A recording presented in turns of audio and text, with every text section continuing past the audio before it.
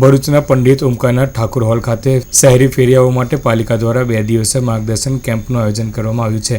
રાષ્ટ્રીય શહેરી આજીવિકા મિશન અંતર્ગત શહેરી ફેરિયાઓને સહાય ઘટક હેઠળ ભરૂચ નગરપાલિકા આયોજિત ફેરિયાઓ માટેના દ્વિદિવસીય માર્ગદર્શન કેમ્પનું ભરૂચના ધારાસભ્ય દુષ્યંતભાઈ પટેલે અન્ય અગ્રણીઓ સાથે દીપ પ્રગટાવી ખુલ્લો મૂક્યો હતો। ધારાસભ્ય દુષ્યંતભાઈ પટેલે શહેરમાં ગમે ત્યાં લારીઓ ઊભી રાખવામાં આવતા સર્જાતી ટ્રાફિક સમસ્યા અંગે જણાવ્યું હતું। આપણે પોલીસને નિયમન કરીએ છીએ કે સાહેબ ટ્રાફિક બહુ છે તો કે ફૂટપાથ પર લારીઓ ઊભી છે એટલે લોકો રોડ પર ચાલે છે। ધારો કે તમે બધાએ અહીંયા બધા સ્થળ બહુ સારી રીતે જાણો છો, પણ સાથે સાથે નગરપાલિકાની સમસ્યા આ પણ છે। જે કોઈ કહેશે તો એ ચીફ ઓફિસરને કહેશે ને ચૂંટાયેલા સભ્યને કહેશે કે કેવી રીતે આ સમસ્યામાંથી બહાર આવવું। ટ્રાફિક વાળા ટ્રાફિકનું કહેશે, ફૂટપાથ વાળા ફૂટપાથનું કહેશે, દુકાનદારો વાળા દુકાનદારની સમસ્યા કહેશે, અંતે કહેશે તો નગરપાલિકાને।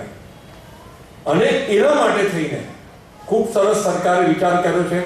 એક જગ્યા એવી હોય કે જ્યાં હવે વડોદરામાં જોઈએ તો વડોદરાની અંદર આખું જ કમ્પાઉન્ડ જ્યાં તમામ પ્રકારના ફેરિયાઓ એક સાથે ઊભા રહે।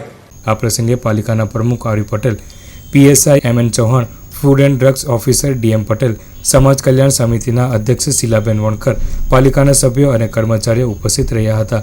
એક નાનકડી આવક દ્વારા પોતાનું રોજગાર, પોતાનો પરિવાર ચલાવતા હોય છે। આ લોકોને પણ તકલીફ ન પડે અને શહેરમાં પણ અવ્યવસ્થા ન થાય તેવા ઉમદા આશયથી સરકાર દ્વારા નેશનલ અર્બન લાઇવલીહુડ મિશનની શરૂઆત કરવામાં આવી। અગાઉ આ યોજના SJSRY તરીકે ઓળખાતી હતી અને તેમાં મર્યાદિત ઘટકો હતા। શહેરી ફેરિયાઓનો તેમાં સમાવેશ નહોતો થયેલો।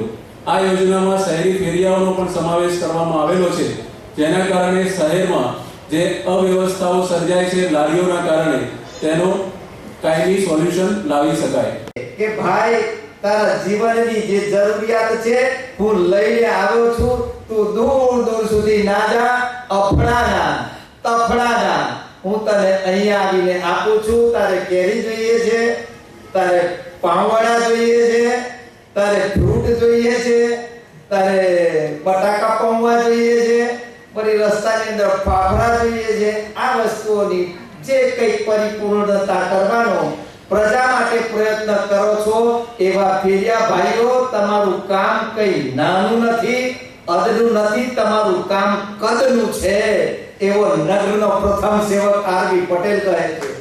આ દ્વિદિવસીય માર્ગદર્શન કેમ્પમાં સવારે 10 થી સાંજના 35 કલાક દરમિયાન શહેરી ફેરિયાઓને તેમના હક્કો અને ફરજો, ચોક્કસ નીતિ કાયદાઓ, સ્વચ્છતાની જાળવણી, કચરાનો નિકાલ જેવા વિવિધ વિષયો પર માર્ગદર્શન આપવામાં આવી રહ્યું છે।